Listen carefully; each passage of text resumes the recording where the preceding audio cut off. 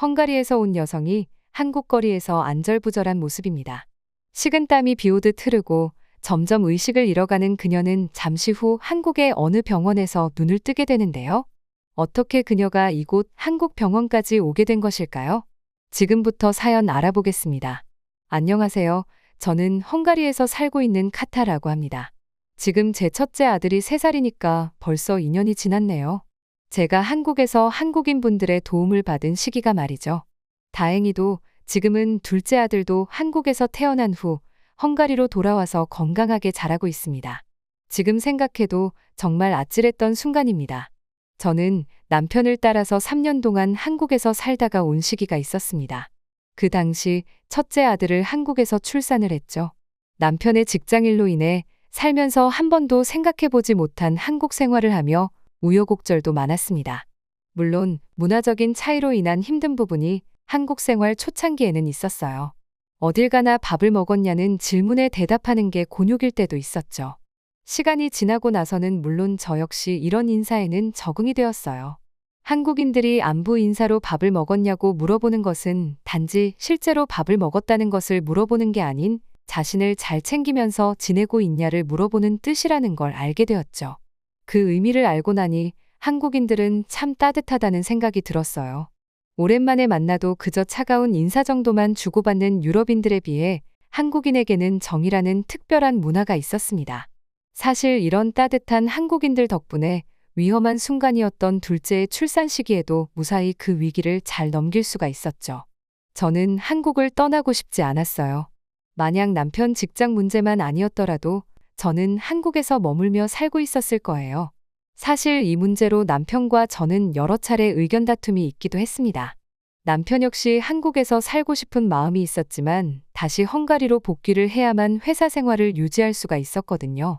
남편은 나름 일해온 분야에서는 경력직에 해당되기 때문에 어느 나라 어디에서 다시 시작해도 급여적인 부분에서는 문제될 게 없었죠.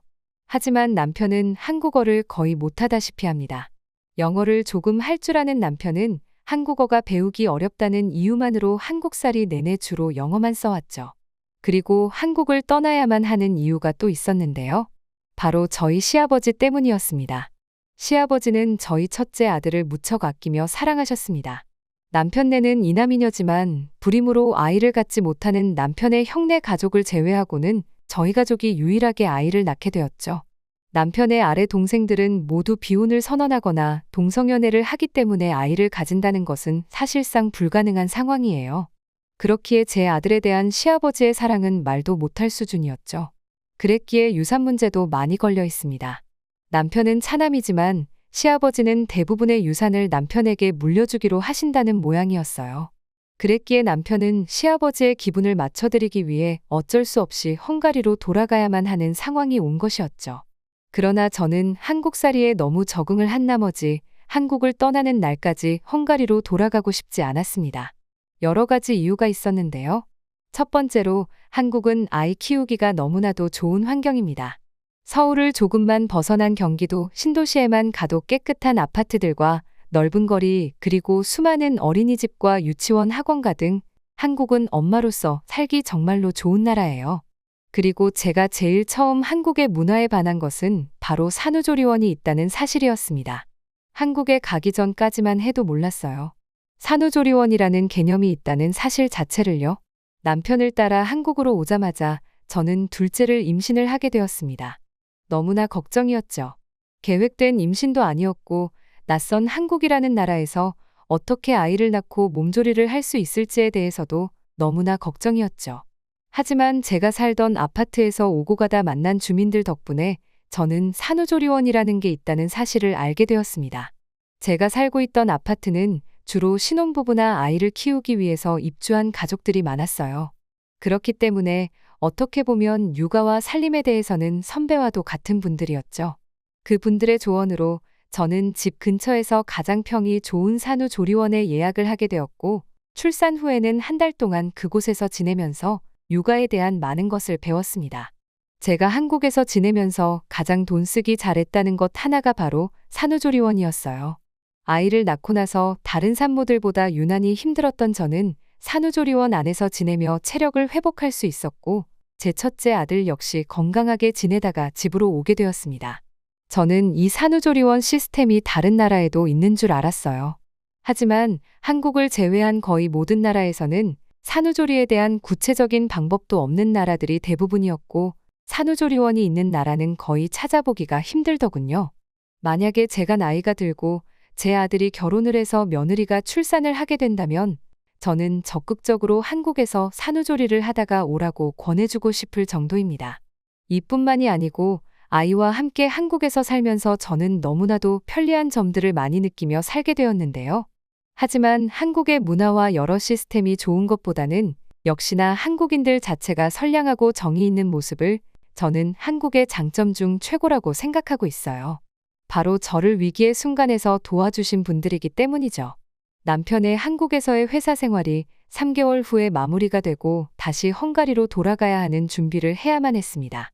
나름 3년 동안 생활을 하다 보니까 정리해야 할 일이 많더군요. 물론 한국의 공공기관의 처리 속도는 세계에서도 제일 빠를 정도로 유명하기 때문에 일사천리로 처리를 했죠. 요즘에는 스마트폰 어플로도 홈택스나 정부24 등 여러 공공기관 업무를 볼 수도 있기에 저처럼 아이가 있거나 거동이 불편한 분들은 집에서도 민원 업무를 볼 수가 있었어요.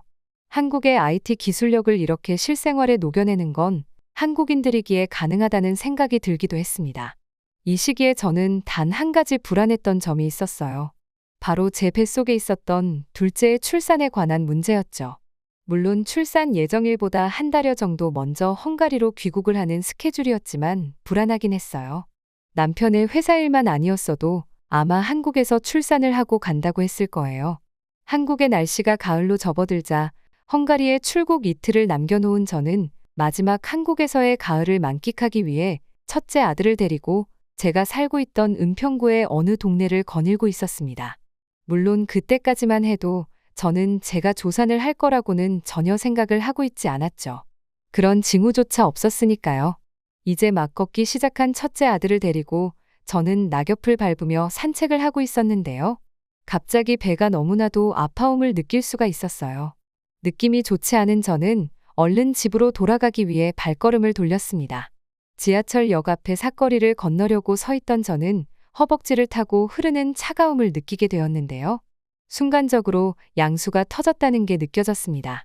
순간 하늘이 도는 것과 같은 어지러움을 느꼈고 저는 그대로 횡단보도 앞에서 쓰러지고야 말았어요.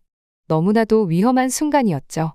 하다못해 자동차가 지나지 않는 도로였다면 그나마 안심이 되었을 텐데 저는 남은 힘을 다해서 첫째 아들의 손을 잡고 있었습니다.